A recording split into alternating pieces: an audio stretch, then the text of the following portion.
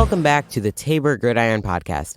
I'm your host, Isaac Tabor, here with my dad, Stephen James Tabor, and today we're going to be diving into a lot of good stuff today because this week, I would say, had a lot of good games, a lot of high action. It definitely had some good stuff, especially the Sunday night game, which we'll get to later. This is week 2, right? Week 2 of football. Yep. Okay. This was a lot of fun. This was good stuff happening, and I'm excited. Sunday night game. Oh, that was a good Sunday night game. We'll definitely dive into that. We're going to go through your scores and, kind of just, can you get them all in 60 seconds, right? I don't know. Yeah, we'll see. Okay, first game. What do you want to cover here? I think we can, so here's the thing. Like we said in our first podcast, we are not solely looking at the Bears. Sure, we're Bears fans, but we're kind of just racking off things everywhere. But I think today we're going to kick things off with the Bears because they finally, and I mean finally, got a win. They did. They got a win. And it's only week 2. They barely got a win. That's true. But a win is a win. All right, so I'll take that for sure. Now, everybody's been talking. Now, it is probably, you are going to hear, especially if you are here in Chicago, all of the programs, all of the people are going to be talking about Justin Fields like crazy. Andy Dalton, what's going on, what's happening. Leading up to this week, people have been talking about, when are they putting him in? Why aren't they putting him in? Why is Andy Dalton starting? And on and on and on and on and on. Now, Andy Dalton's the veteran. We had Andy Dalton before we even had Fields. Okay, yeah, I would have loved to have started Fields as well. And then we're predicting, is he going to come in game 5, halfway through the season? How much, room does Andy have to make mistakes? Andy gets hurt. They throw in Fields. Game 2. Yeah, he does. He gets hurt pretty bad, and then they just throw in the Fields, which was honestly probably the best thing they could have done, and probably the only thing they could have done. And honestly, Fields pulled through. I was kind of impressed, because the thing is, being thrown in mid-game was definitely kind of a shocker. Like, we didn't know that Andy Dalton was going to get hurt, but now that he got thrown in, he definitely impressed me because how quickly he kind of got back in the flow of things, and how he kind of just picked up the stones and started right up. There was definitely some rookie mistakes. He had a couple false starts. You don't usually see the quarterback having false starts. There was some nerves, some jitters. The offensive line and Fields were a little out of sync. What I really did like from Fields, some great passes, some accurate passes. The receivers didn't help him a whole lot. There was a couple dropped balls that should have been, caught, and you got to help your young quarterback out. But I did like, again, just the vision, what he's seeing on the field, when to run, when not to run, when to be throwing the ball. Some really good stuff. He did have a fumble and then a fumble recovery, so I think that there's a lot of potential. Andy Dalton, in his defense, did not do bad. He was 9 of 11. 56 yards and a touchdown. He was doing fairly well and then got hurt. I don't know how bad he's hurt. Like, they're kind of saying, even he was standing on the sideline kind of like, I'm okay, but I'm not 100%. I don't know. It's going to be a battle now. So if halfway through this week he says, hey, I'm good to go, who do you start, Isaac? I am not sure, honestly, because like you said, Andy Dalton was solid in the first half. Before he got hurt. He was playing good. He got his touchdown and whatnot. But Fields, I'm not sure, because Fields, he has potential. Like, if they put Fields in full game, he starts off, who knows what he could do? Because he did get thrown in kind of abruptly, and he kind of just had to pick up the stones. But if he was being placed in a game that started right as the game started, honestly, sky's the limit. I mean, I don't know what he can do, and honestly, personally, in my personal opinion, I would start Fields. I would start Fields as well for a couple things. I think that the team, obviously the fans want Fields. Exactly. They've been wanting him. I think that there's a little bit with the team as well of hearing all the fans doing it. There's a little bit of a spark that Fields gives them. They're excited as well. But on the other hand, you got some of the veterans on the team that like the skill level of Andy Dalton, and they see some of the rookie mistakes that Fields is making, and there can be some frustration there.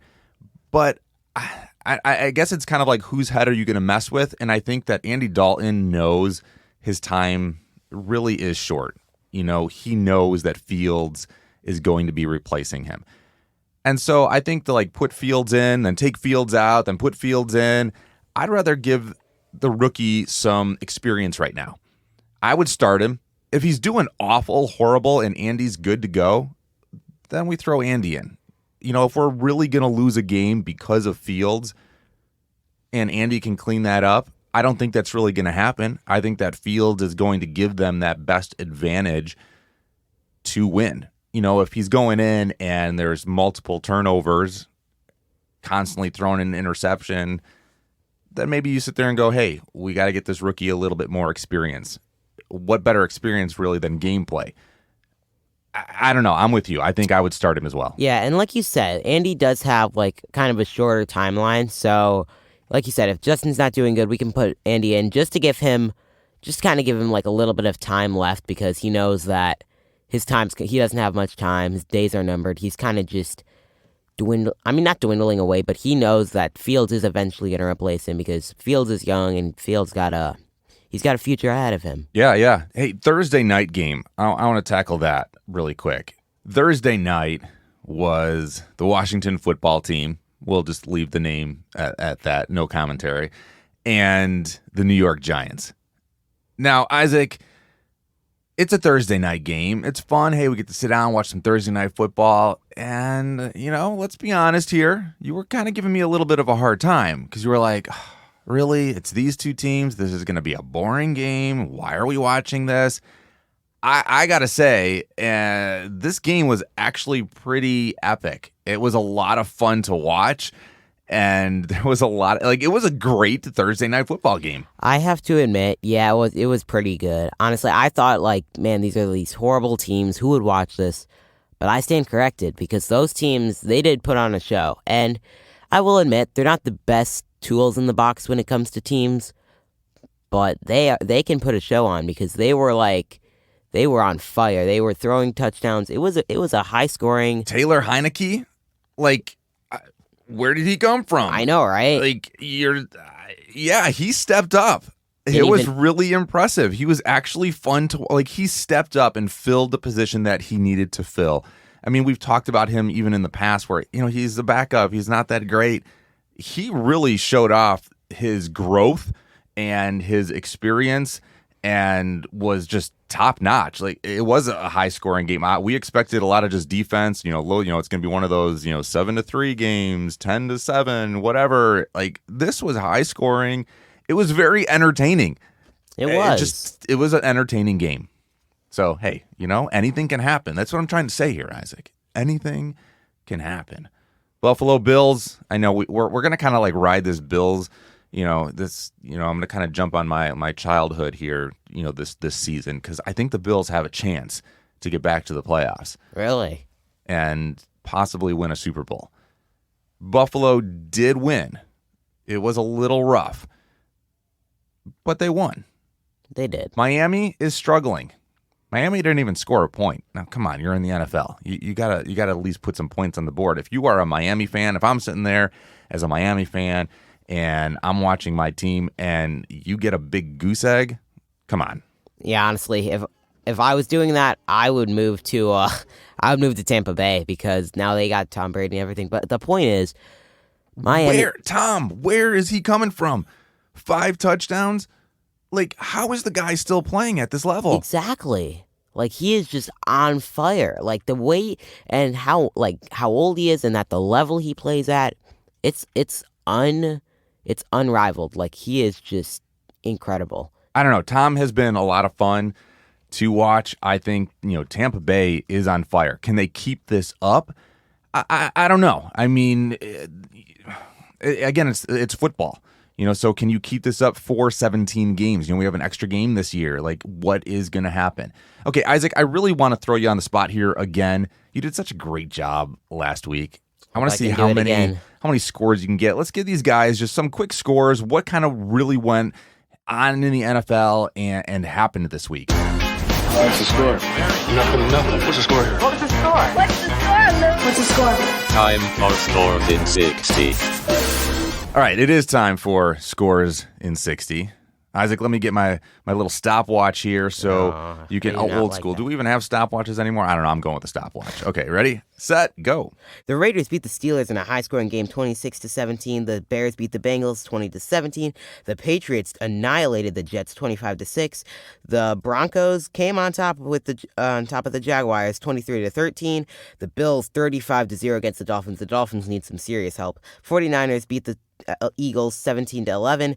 Rams beat the Colts 27-24, scored by a field goal. Browns beat the Texans 31-21. Cardinals beat the Vikings in a 1-point game 34-33. Buccaneers beat the Falcons 48-24. Wow. Titans and Seahawks 33-30. We got to check out that one. Cowboys and Chargers. Cowboys won 20-17, and Ravens won against the Chiefs 36-35. Whoa, you got 10 seconds to spare, man. Let's go. Nice job. All right, there a lot of teams in there. A lot of games. You threw out a couple of them that I liked. Seahawks and Tennessee. We got to talk about that. That went. Let's stop there. That went to overtime. That's true. That was a really good game. I can't really say that I saw that come in either. Tennessee was kind of struggling a little bit. Derrick Henry was the beginning of the game struggling a little bit, and he was on fire. If you are into fantasy football, man, Derrick Henry had epic points and just demolished everybody. Now, as you know, fantasy football, quick little second here, I lost my game yesterday, Isaac. Yeah. And I was a little disappointed because I have two awesome quarterbacks. I have Kyler Murray and I have Josh Allen. I started Josh Allen, and I was riding this Buffalo, wave here. I'm like, come on, you guys, these are going to be good. And he only scored like 16, 17 points for me. Kyler Murray, man, was epic. I would have won if I would have put Kyler Murray in. That's true. Kyler Murray, you never doubt Kyler Murray. I got to learn with this, but what can you do? But yeah, Tennessee ended up taking it from the Seahawks. That was just a really good, epic game. Sunday night football. Two great teams, two great quarterbacks. We got Patrick Mahomes, Lamar Jackson. What happened? So honestly, Patrick Mahomes played lights out, as he always does, and both teams were really going for it. The only thing I can comment on has to do with Lamar Jackson. Now, Lamar Jackson, he's a good quarterback. He can run. That's his big strength. He can run everywhere. But the thing is, quarterbacks aren't meant to run. That's what running backs are for. That's what fullbacks are for. There are a lot of different positions made for running. Quarterbacks, they can run, and he runs really well. But they also got to know how to throw the ball, which I feel is Lamar Jackson's kind of weak spot. Because if you saw that game, he did a lot of overthrown passes. Like in that first few plays, he had that big one, which he could have scored. And then the next play, it got intercepted by Tyrann Mathieu, and he scored a touchdown, pick six. So honestly, I feel that he really, it's not like, it is essential, but it's not like urgent. He does need to learn how to throw the football better. So I guess in his defense, and to agree and disagree with you here is, and we've talked about this before, if you watch the game as a whole, all you can sit there and really and say, wow, to Patrick Mahomes and then to Lamar Jackson. That's because true. They are two elite players. I would say, yes, Lamar struggles a little bit with the throwing and the accuracy, and I would like him to work on that, really, to be honest. He is an outstanding, and we've said this before as well, he is an outstanding athlete. I would not say he is a great quarterback, but because he's such an outstanding athlete, he plays that quarterback position perfectly for what the Ravens need. The runs that he was making, the jumping in the air and throwing passes, making plays, it was just a lot of fun to watch. He was doing things that nobody else could really do. And then you got Patrick Mahomes doing things that nobody else can really do. So you had these just two great players just battling it out in a real, it was a back and forth. Ravens won by 1 point. It was a lot of fun. So I would definitely say, Lamar is an elite quarterback. mainly because he is such an elite, outstanding athlete. And I think that wherever he plays, whatever position that he really was in, he's going to just bring that up a level. So I think if he just works a little bit on some accuracy, he's going to be a top-notch quarterback. That's true. And he can just add some accuracy, and like you said, he'll be a top-notch quarterback because he really has it all besides the accuracy. He's got the running, he's got the athleticism, like you said. And I can't say that he doesn't have any accuracy. I want the consistency of the accuracy. That's true. There is some plays that he was making that you're just like, wow. I just want more consistency in the passing game from him. That's true.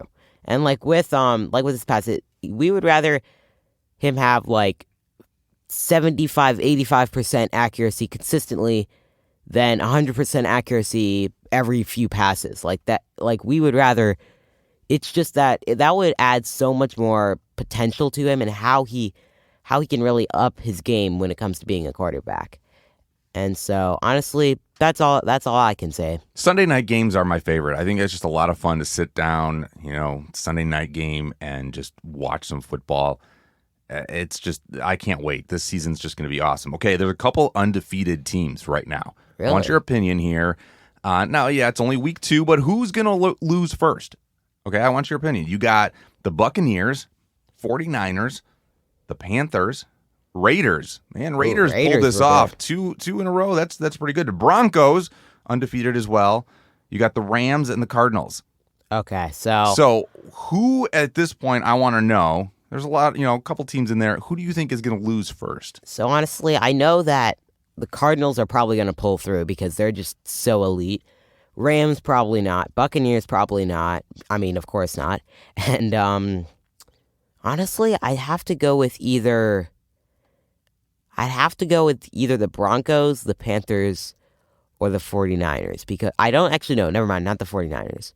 The 49ers are playing at a solid level. But I'm going with the Broncos because somehow the Panthers beat the Saints, which I was not very happy about that.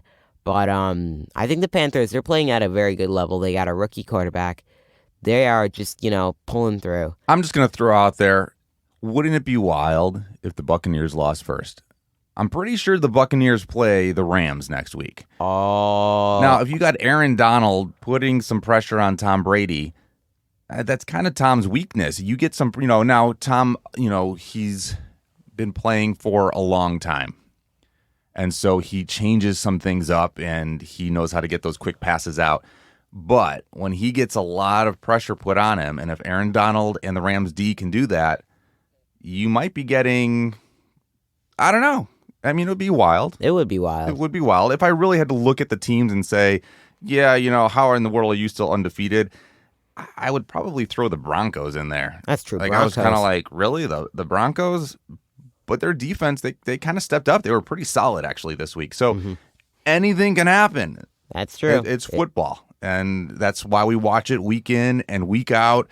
And if you are not able to, watch it, definitely check us out. Comment on social media. Send us an email, taborgridiron@gmail.com. If there's a particular team you want us to talk about, analyze players, or you just want to, say hi to Isaac because, he's the awesome one here.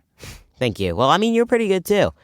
And so, yeah, I am definitely looking forward to these coming games. And I am, like he said, comment to us. We love to hear you guys. And that's going to be it. So we will see you guys next time.